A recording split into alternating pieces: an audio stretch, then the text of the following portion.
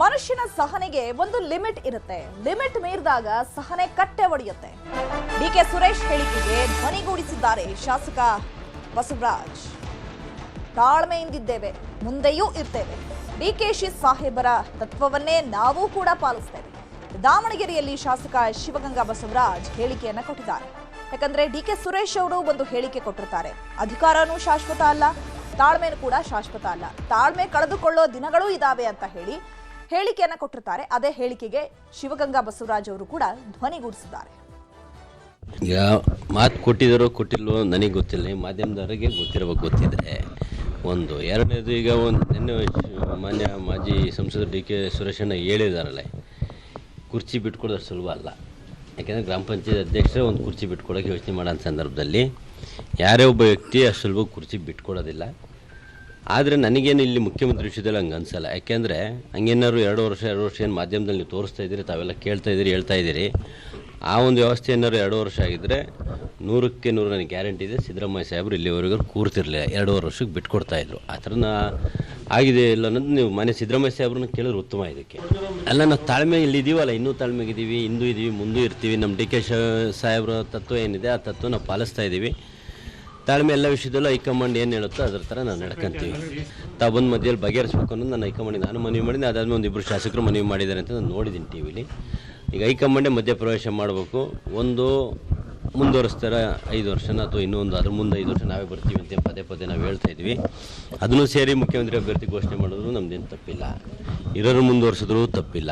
D K Shivakumar ಸಾಹೇಬರು ಮಾಡಿದ್ರು ಸ್ವಾಗತ ಮಾಡ್ತೀವಿ. ಯಾವುದೇ ಒಬ್ಬ ಕಾರ್ಯಕರ್ತನ ಮುಖ್ಯಮಂತ್ರಿ ಮಾಡಿದ್ರು ಸ್ವಾಗತ ಮಾಡ್ತೀವಿ. ಈಗ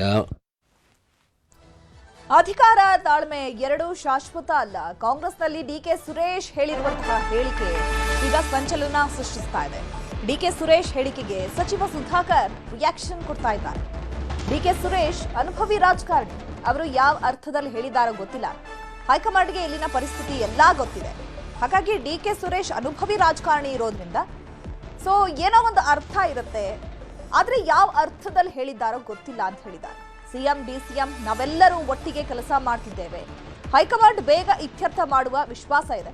ಬೆಂಗಳೂರಿನಲ್ಲಿ ಹೀಗಂತ ಸಚಿವ ಎಂಸಿ ಸುಧಾಕರ್ ಹೇಳಿಕೆ ಕೊಟ್ಟಿದ್ದಾರೆ.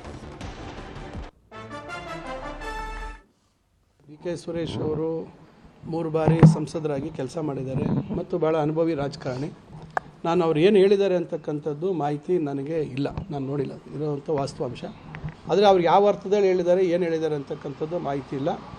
ಖಂಡಿತ ನಮ್ಮ ಕಾಂಗ್ರೆಸ್ ಪಕ್ಷದ ಹೈಕಮಾಂಡ್ ಇವತ್ತು ಅವರ ಗಮನದಲ್ಲಿ ಸಂಪೂರ್ಣವಾಗಿ ಇಲ್ಲಾಗ್ತಾ ಇರ್ತಕ್ಕಂಥ ಎಲ್ಲ ವಿಷಯಗಳು ಅವರ ಗಮನದಲ್ಲಿದೆ.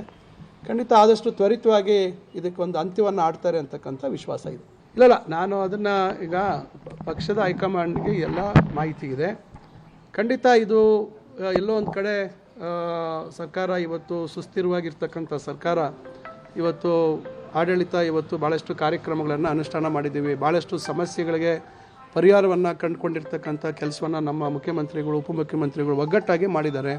ನಾವೆಲ್ಲರೂ ಒಟ್ಟಿಗೆ ಕೆಲಸ ಮಾಡ್ತಾಯಿದ್ದೀವಿ. ಅದರಿಂದ ಎಲ್ಲೋ ಒಂದು ಕಡೆ ಈ ರೀತಿ ಏನು ಸಮಸ್ಯೆಗಳು ಬಂದಂಥದ್ದನ್ನು ಬೇಗ ತ್ವರಿತವಾಗಿ ಹೈಕಮಾಂಡ್ ಇತ್ಯರ್ಥ ಮಾಡ್ತಾರೆ ಅಂತಕ್ಕಂಥ ವಿಶ್ವಾಸ ಇದೆ. ಡಿ ಕೆ ಸುರೇಶ್ ಅವರು